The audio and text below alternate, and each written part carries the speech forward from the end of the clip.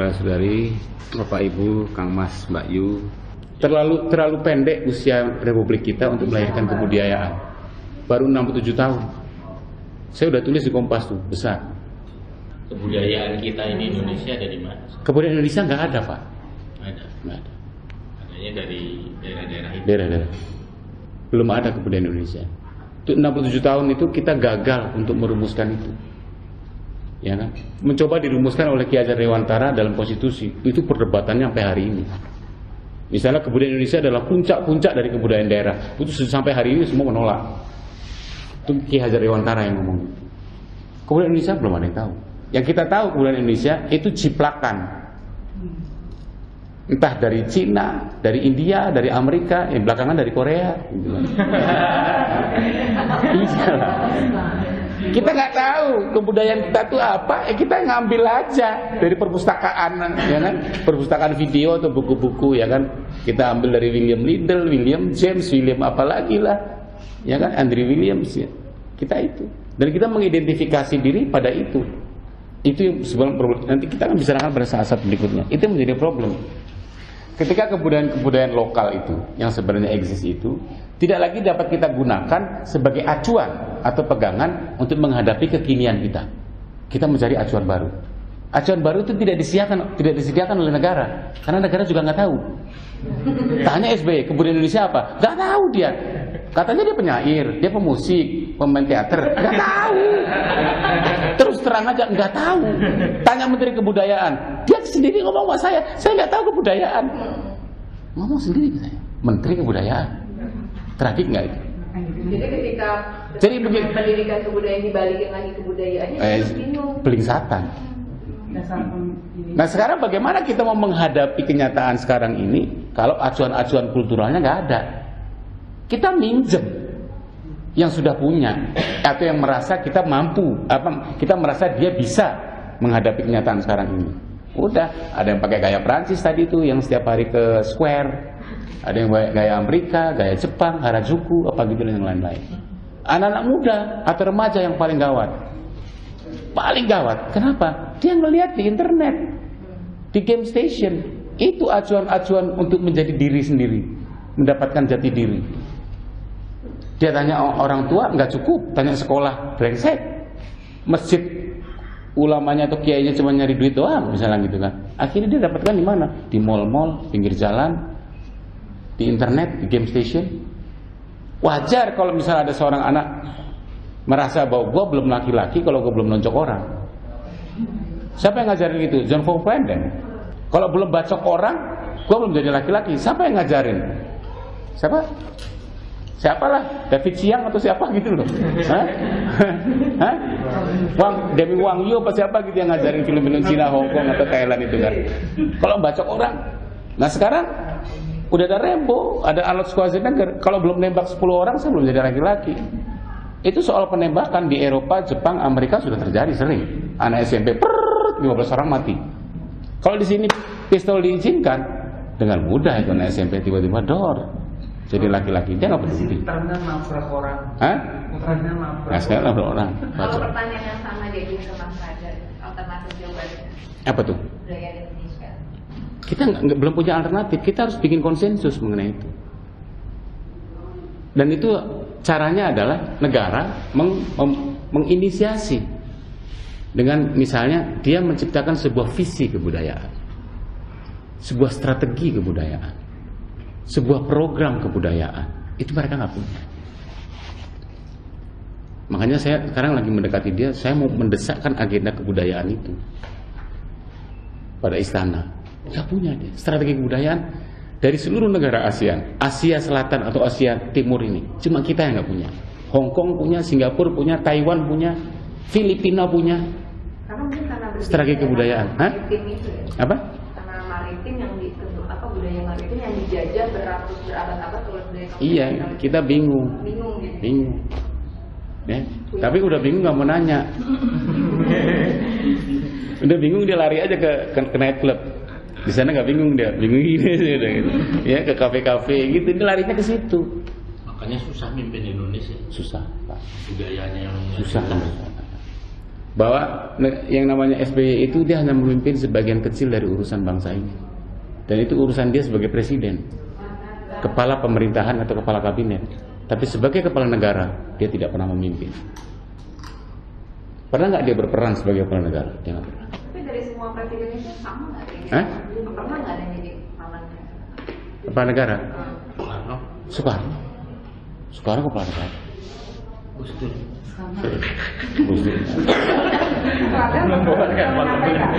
Apakah sudah menyampaikan strategi kebudayaan itu tadi kepada Visinya deh. pada visinya itu. Ke SBY belum, ke menterinya udah. Menterinya udah. Iya, dia akan membuat tim. Kita dapat bocorannya dong. Kalau Natal. Buat apa lagi? Kita dapat bocorannya dong.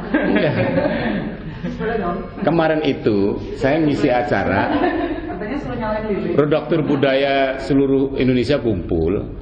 Itu cuma untuk mempertanyakan kenapa kebudayaan itu semakin disingkirkan oleh media massa. Ruang-ruang kebudayaan itu sekarang makin disingkirkan. Makin banyak media massa, koran, majalah, televisi yang ruang kebudayaannya dihapus. Misalnya Media Indonesia, Republika, apa itu udah puisi, cerpen, esai budaya itu udah pada hilang. Mereka mempertanyakan. Saya bilang, jangankan kalian koran-koran lokal, koran yang paling hebat reputasinya dalam kebudayaan yang namanya Kompas. Saya 30 tahun lebih di situ, itu masih bertanya kepada saya, apa gunanya sih kebudayaan? Redaktur-redakturnya itu, kenapa harus dipertahankan? Itu dimakan iklan, sekarang digerogoti iklan. Nah itu untuk masyarakat luas, itu masih problematik. Saya harus menjelaskannya, tapi nggak sekarang. Apa sih makna kebudayaan? Apa arti kebudayaan ketika saya meminum kopi?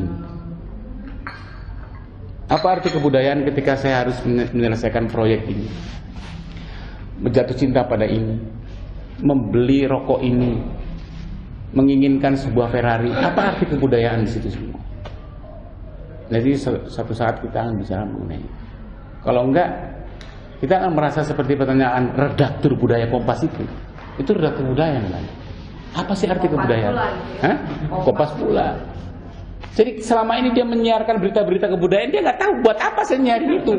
Sangat mengerikan ya. Soalnya digaji. Ya digaji persoalannya kan. Terus yang lain-lain lebih parah lagi. Makanya saya sudah 10 tahun berhenti mengirimkan cerpen dan puisi ke koran-koran. Kenapa?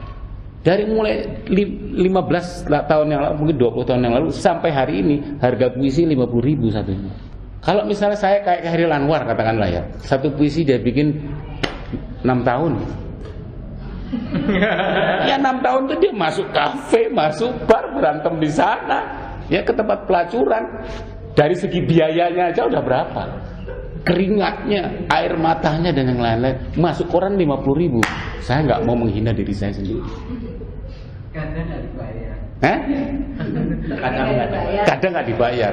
Di daerah 7.500.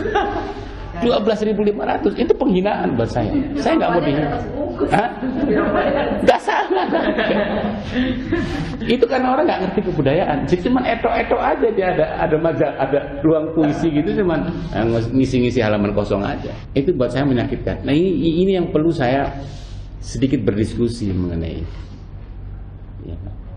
Saya misalnya menghubungi 14 menteri ketika istrinya, ini maaf antara kita aja, istrinya Putu Wijaya mengeluh biaya 1 bulan lebih udah 150 juta tagihan. Dia sakit, harus ada sinar gamma 140 juta. Baru kemarin dia akhirnya harus dioperasi juga, biayanya besar juga. Tapi sampai pada tingkat sinar gamma itu 14 menteri, itu cuma 2 menteri yang menjawab. Dan Menteri Kesehatan tidak menjawab, Menteri Kebudayaan tidak menjawab. Begitupun waktu Hamzah Trangkuti, itu sastrawan senior juga, cerpenis. Nangis-nangis istrinya, sampai di Siloam 8 jam didiamkan, sementara dia harus di bypass. Kalau enggak tidak selamat hidupnya. Saya hubungi lagi sampai pengusaha-pengusaha. Ya bos-bos perusahaan besar, ada yang ngirim 10, 25 dan yang lain-lain. Tapi biaya bypass di Siloam 200 juta. Ada yang menghubungi Tio Sambuaga apa gini-gini, katanya mau ya oke diatasi gini-gini. Tapi 8 jam didiamkan. Artinya begini, saya cuma mengatakan, kalau kita nggak bisa memberi perhatian, ada lagi satu kasus lagi, Danarto juga. Saya benar-benar sedih, sedih benar, lebih menyedihkan dari dua orang itu. Kalau Anda nggak usah dengar ceritanya deh.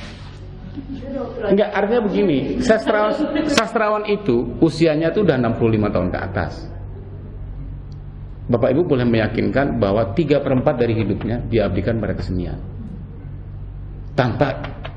tanpa pretensi atau pamrih untuk diberi imbalan oleh masyarakat, bahkan oleh negara. Karena apa? Karena masyarakat dan negara tidak tahu apa yang telah dia kerjakan. Maksudnya, apa sebenarnya fungsi dia itu dalam kebudayaan kita? Orang nggak tahu. Cuma tahu itu nama populer gitu aja. Kita bantu nama populer. Tapi apa sebenarnya siapa yang itu nggak tahu. Nah, saya menjelaskan. Kalau masyarakat nggak tahu, pengusaha nggak tahu, masih lumrah. Tapi kalau negara tidak tahu, itu kesalahan yang fatal. Karena Anda obligor secara konstitusional, historis dan kultural untuk membantu itu. Kalau Anda tidak membantu itu, untuk jadi apa negeri ini? Untuk apa Anda berkuasa? Untuk apa Anda mengelola uang rakyat? Itu pun dia nggak peduli.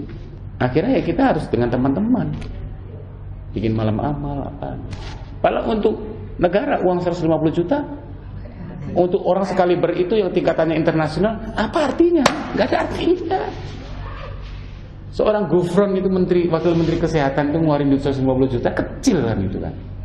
Atau bahkan dia tinggal telepon pemilik hospital, tolongi dulu itu, nanti gampang penyelesaiannya, saya garansi. Kan gitu. 8 jam didiamkan. Nah ini usaha kecil aja untuk kita memahami di mana sih peran-peran dari masyarakat kebudayaan itu atau pekerja kebudayaan itu, sampai dia harus mengalami nasib seperti itu. Dulu itu ada mecenas-mecenas, para bangsawan dan para raja-raja yang memahami itu. Lembaga personal ya, lembaga pribadi gitu. Dia ngongkosi Ronggo Warsito, Joyoboyo, Molière, Bach, Beethoven, itu kan dibiayai oleh raja-raja itu. Ya kan, termasuk Raden Saleh itu kan dibiayai oleh dua kaisar, Jerman sama Belanda, sampai dia bisa kaya raya begitu. Tapi sekarang apa ada menteri yang punya kesadaran seperti itu? Presiden punya kesadaran seperti itu. Dia membiayai Yogi Surya Prayogo atau Remi Selado untuk apa? Memainkan puisi-puisi dia, menyanyikan lagu-lagu dia. Menjijikan itu kan. Itu sama. Saya mau ngomong itu. Kalau Anda benar-benar ingin menjadi seniman, jangan pakai cara yang menjijikan seperti itu. Iya, menjijikan, memalukan gitu kan. Terus ya, apalagi yang paling menjijikan itu upacara 17 Agustus menyanyikan lagu bagi Rudolf Supasman, Kusbini, tiba-tiba 3 lagu SBY.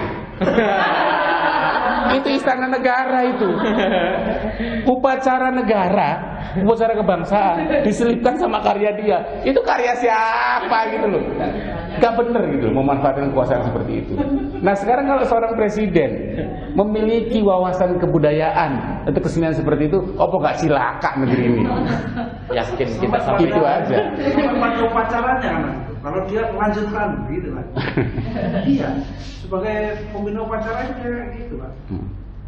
Makanya ya udahlah, kita nggak usah nyinyiran lah ya.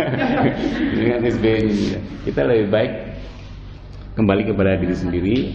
Ya, saya kira perbincangan kita udah cukup bagus ini ya, luar biasa. Saya berterima kasih sekali untuk petua-petua dan masukan ajaran yang diberikan Bapak Ibu sekalian. Mudah-mudahan itu bisa menjadi berkah, menjadi manfaat, memperbaiki diri saya juga, dan kita sama-sama bisa menyalakan terus lilin hati itu.